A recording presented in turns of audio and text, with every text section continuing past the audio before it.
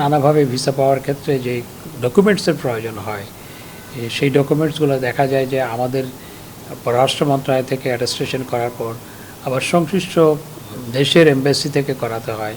আবার অনেক দেশের এমবাসি এখানে নাই, সেই এমবাসি 90টা দেশের এমবাসি দিল্লিতে অবস্থিত, তারা দিল্লি থেকে আমাদের এখানে কাজ করে।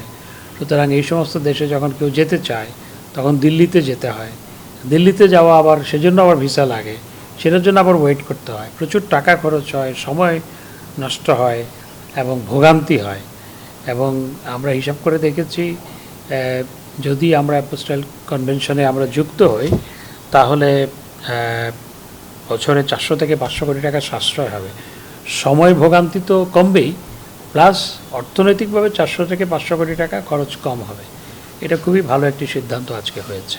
এটি অত্যন্ত গুরুত্বপূর্ণ একটি সিদ্ধান্ত আজকে মন্ত্রিসভা দিয়েছে এবং এই কনভেনশনে আমরা যদি যুক্ত হই তাহলে আমাদের শিক্ষার্থীরা যে বিদেশে যায়, আমাদের অভিবাসী হওয়ার জন্য যারা যায়, তারপর আবার ফ্যামিলি রিউনিয়নের জন্য অনেকে তাদের স্ত্রী কিংবা সন্তানদের নিয়ে যেতে চায়, এবং আরও নানাভাবে ভিসা পাওয়ার ক্ষেত্রে যে ডকুমেন্টসের প্রয়োজন হয় সেই ডকুমেন্টসগুলো দেখা যায় যে আমাদের পররাষ্ট্র মন্ত্রণালয় থেকে অ্যাটেস্টেশন করার পর আবার সংশ্লিষ্ট দেশের এমবাসি থেকে করাতে হয়।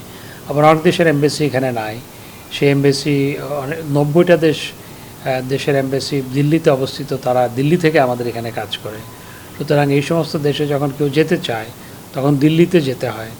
দিল্লিতে যাওয়া আবার সেজন্য আবার ভিসা লাগে, সেটার জন্য আবার ওয়েট করতে হয়, প্রচুর টাকা খরচ হয়, সময় নষ্ট হয় এবং ভোগান্তি হয়। এবং আমরা হিসাব করে দেখেছি যদি আমরা অ্যাপোস্টাইল কনভেনশনে আমরা যুক্ত হই তাহলে বছরে 400 থেকে 500 কোটি টাকা সাশ্রয় হবে। সময় ভোগান্তি তো কমবেই, প্লাস অর্থনৈতিকভাবে 400 থেকে 500 কোটি টাকা খরচ কম হবে। এটা খুবই ভালো একটি সিদ্ধান্ত আজকে হয়েছে। নগদে 500 টাকা বা তার বেশি পেমেন্টে পেতে পারেন ঢাকায় জমিসহ 20 কোটি টাকার পুরস্কার। এখন থেকেই নয়, এটা আমরা কনভেনশনে আমরা যুক্ত হওয়ার সিদ্ধান্ত তাদেরকে জানানোর পর, অফিসিয়ালি জানানোর পর, সেটি আবার 126টা দেশ এই কনভেনশনের মেম্বার, সেই মেম্বার স্টেটগুলোকে সবাইকে জানাতে হবে। জানার পর it will take about 6 months time.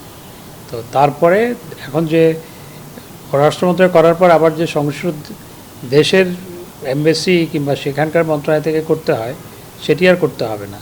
আমার স্ত্রীকে নেওয়ার সময় যেমন, আমার স্ত্রী আজ থেকে আমি 26 বছর আগের কথা বলছি, 26 years আগের কথা বলছি, তখন নেওয়ার সময় ওই ল মিনিস্ট্রি থেকে অ্যাটেস্টেশন, ফরেন মিনিস্ট্রি থেকে অ্যাটেস্টেশন, সেইটা আবার ওখানকার লোকাল অথরিটি থেকে আবার অ্যাটেস্টেশন করাতে হয়েছে। এখন সেটাই করতে হয় এখনও পর্যন্ত, কিন্তু এই কনভেনশনে আমরা যুক্ত হলে এগুলো লাগবে না, আমাদের কর্তৃপক্ষ অ্যাটেস্টেশন করে দিলেই চলবে।